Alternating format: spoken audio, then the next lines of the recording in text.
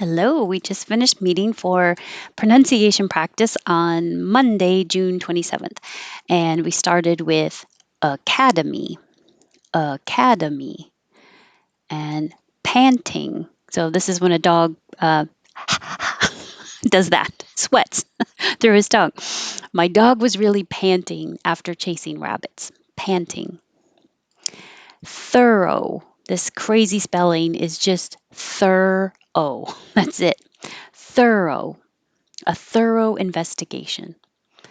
And all of this OUGH is just for the oo, through, thorough and through, and thoughts and thankfully all have the voiceless TH. So it's good TH practice, through.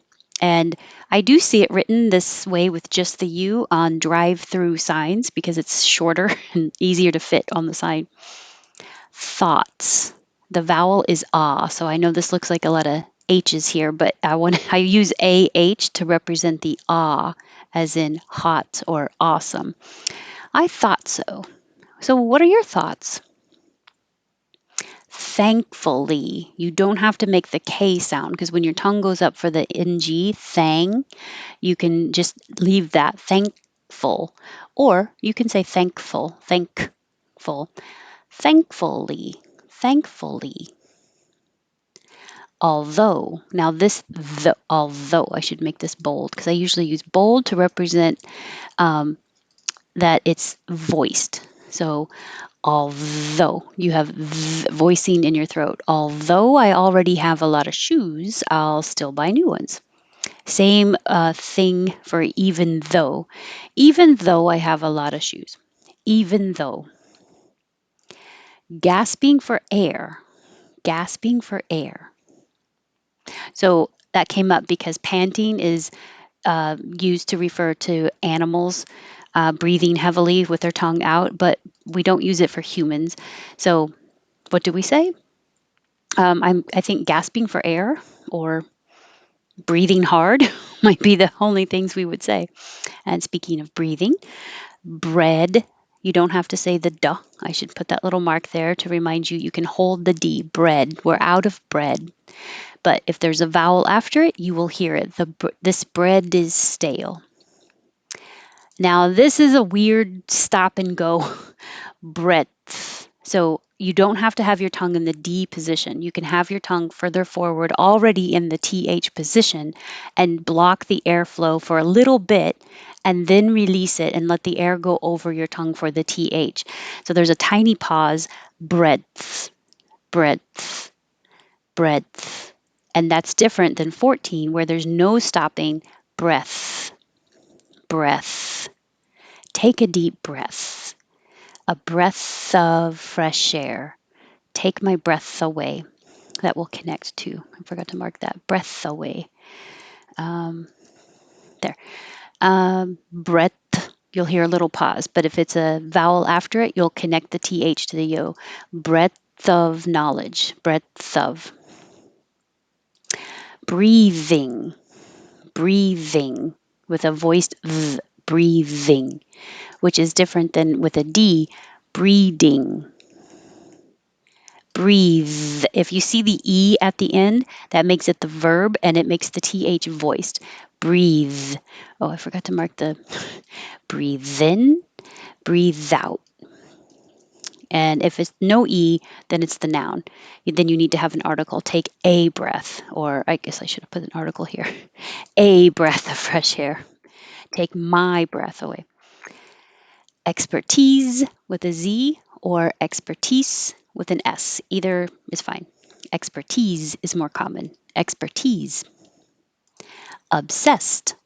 Obsessed looks like ED, sounds like T. Expert. Expert.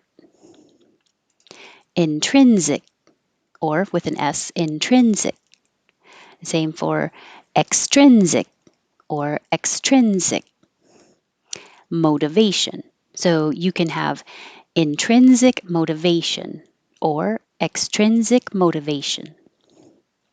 Internal or external. Insist. Insist. Instinct. You don't have to release the T if it's by itself. Like I have an instinct that would hold it there. Instinct. The tongue finishes in the T position, but I'm not releasing it unless there's a vowel after it. My instinct is to, the T will change to a D. My instinct is to, my instinct is to not exercise. Intuition. Intuition. It may not look like it, but there's an invisible W there because when you round your lips for the two and then you come back for the I, to I, and it makes a W. If you're rounding your lips enough for the oo. If not, it will sound like intuition. Intuition. So you need to round intuition, intuition. And same for this word, sui, suicide. Round your lips for the oo. And then today, tomorrow, tonight. All of those, the two doesn't sound like two. It changes to ta because it's not stressed. So ta is super short. You just kind of make a T noise, ta, ta. And then the next syllable gets really long. Today, tonight, tomorrow. And just the little word to is usually not important and usually not stressed. And so it's changed to two. I mean, it changes to ta, or it can change to duh if it's between two vowels. So go to work. The T is between the two vowels for the oo and the o. And so it just changes to a D, go to. I gotta go to work. Go to. Go to work. Same for the DE in delicious, delicious, delicious. It can be is or us, delicious. Banana. So you can put them together and practice. These bananas are delicious. I was just mentioning how I can always hear an accent if somebody is saying delicious banana. It's very different sounding. It's too correct compared to making all the delicious banana.